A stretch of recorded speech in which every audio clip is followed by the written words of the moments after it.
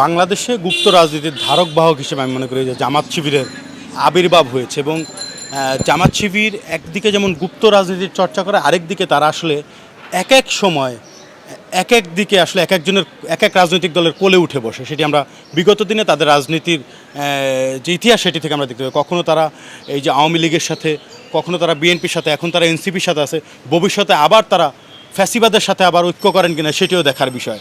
তো আমার মনে হয় যে জামাত শিবিরের অস্থির রাজনীতি থেকে বের হয়ে এসে স্থির রাজনীতি করা উচিত এবং একই সাথে গুপ্ত রাজনীতি থেকে বের হয়ে এসে তাদেরকে প্রকাশ্য রাজনীতির যে আদর্শ সেটি আসলে গ্রহণ করা উচিত এবং একই সাথে প্রকাশ্য রাজনীতি করা উচিত। এবং একই সাথে আমি খুব অবাক হই যখন দেখি যে এই যে জামাত শিবিরের জুলাই সনদ এবং গণভোট নিয়ে তাদের আসলে এক প্রকার মায়াকান্না আমরা দেখতে পাই। গণভোট এবং জুলাই সনদ আমি মনে করছি জামাত শিবিরের চেয়ে আমি মনে করছি আমরা যারা প্রকাশ্য রাজনীতি করেছি বিগত দিনে আমাদের জন্য অত্যন্ত গুরুত্বপূর্ণ এবং একই সাথে বাংলাদেশ রাষ্ট্রের কল্যাণের জন্য অত্যন্ত গুরুত্বপূর্ণ।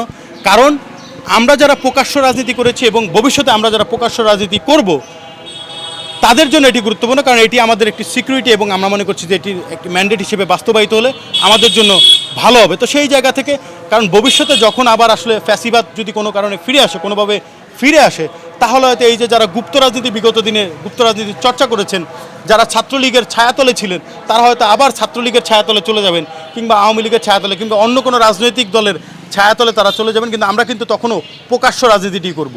তো আমরা মনে করছি যে জামাত শিবিরের চেয়ে জুলাই সনদ এবং গণভোট আমাদের জন্য অত্যন্ত গুরুত্বপূর্ণ, আমরা যারা প্রকাশ্য রাজনীতি করি, প্রকাশ্য রাজনৈতিক চর্চা করি।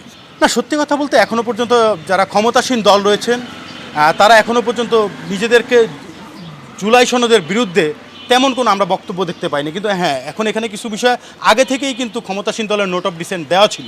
তো স্বাভাবিকভাবে আপনি যখন একটা বড় পরিকল্পনা নিয়ে আগাবেন রাষ্ট্রের স্বার্থে, সেখানে আপনার যখন অনেকগুলো বিষয় থাকে, যে কোনো বিষয়ে আমরা গণতান্ত্রিকভাবে আমাদের অধিকার আছে যে দ্বিমত পোষণ করা, তো সেটি হতেই পারে, নির্দিষ্ট কোনো পয়েন্টে আমরা দ্বিমত পোষণ করতে পারি। কিন্তু সামগ্রিকভাবে আমার মনে হয় যে বিএনপি সহ বাংলাদেশের সকল